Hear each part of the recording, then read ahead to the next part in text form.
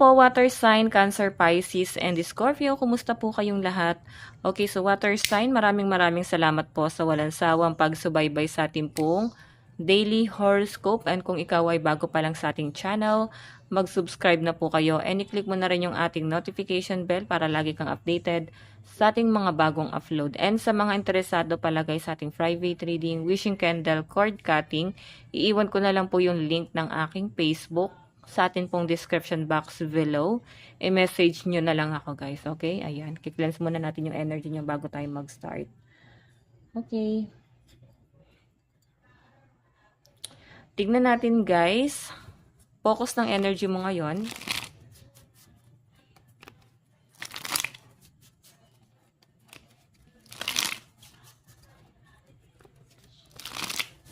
Focus ng energy po ng mga water sign.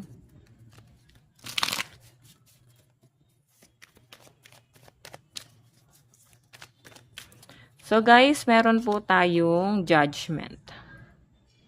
Okay. So water sign, nandun ka sa point na maaring nahuhusgahan ka base sa ginagawa mo.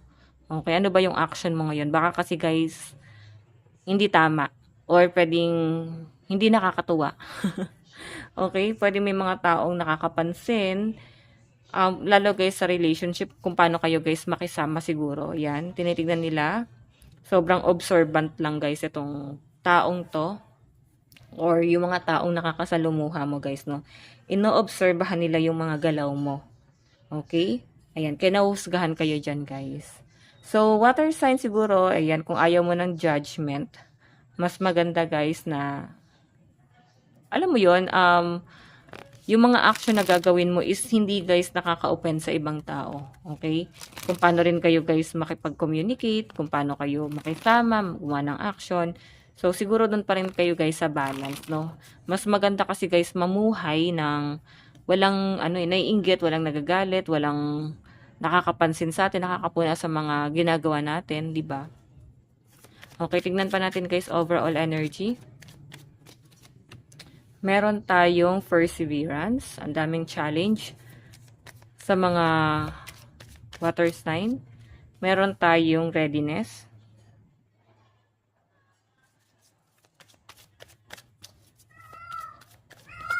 Okay. Meron po tayong reservation. Pasensya na guys sa mga pusa. Meron tayong alliance. Okay. Okay, so ayan, water sign.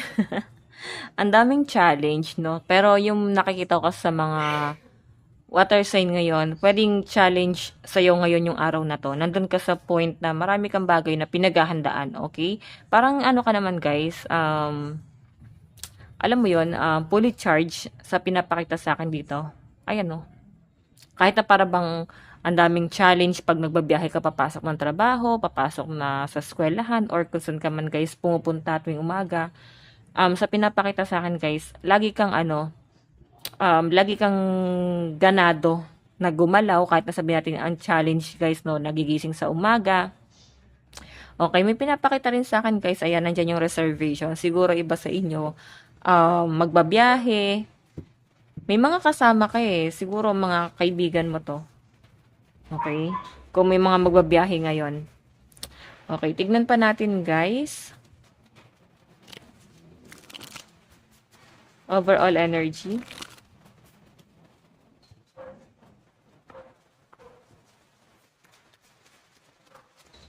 Meron tayong 2 of Wands.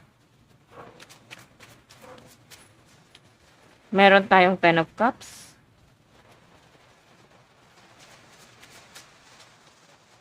Meron tayong 7 of Wands. And Ace of Coins. Okay, so water sign, may nakikita ko dito na maaring na-challenge ka ngayon. Meron kang mga desisyon na gagawin na parang hindi mo alam kung ano yung gagawin mo. Parang hindi ka makapag-decide. Okay? So, water sign, siguro travel to. Hindi mo alam kung tutuloy ka pa ba sa biyahe mo or wag na lang. Okay? May nakikita rin ako dito, water sign, na parang may mga inaantay ka. Okay? And challenge din sa inyo kung ano man yung mga inaantay mo. Kasi para bang ang tagal eh. Okay? So, nababalisa yung energy na nasasagap po sa inyo, water sign.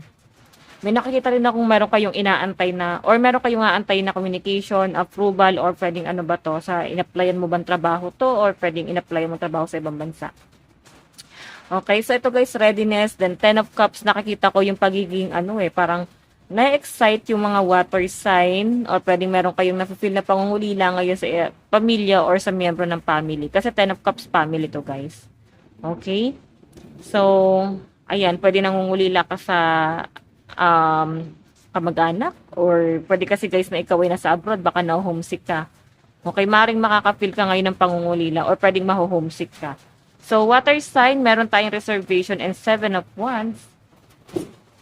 So, eto guys, pwedeng may ahad lang. Kung may plano ka na magbiyahe, eto na tayo, nababalik tayo dito. Kung may plano ka magbiyahe, pwedeng ang daming hadlang, or pwedeng maraming pipigil sa inyo, or sasabihin na parang hindi ngayon yung tamang panahon para magbiyahe kayo. Lalo na sa panahon ngayon na ulan ng ulan, pabago-bago yung panahon. Pero nakikita ko yung pagiging matigas ng mga water sign. Or pwedeng meron ka guys, parang nakikipag-reconcile ka eh. Meron kang gustong kausapin pero wala guys, wala silang sagot sa inyo. Okay, kaya parang lalo ka guys natitrigger kasi bakit hindi sila guys sumasagot sa inyo. Okay? So, meron din tayo guys, alliance and ace of coins. Ayan guys, mga kaibigan, marami din tutulong daw po sa inyo.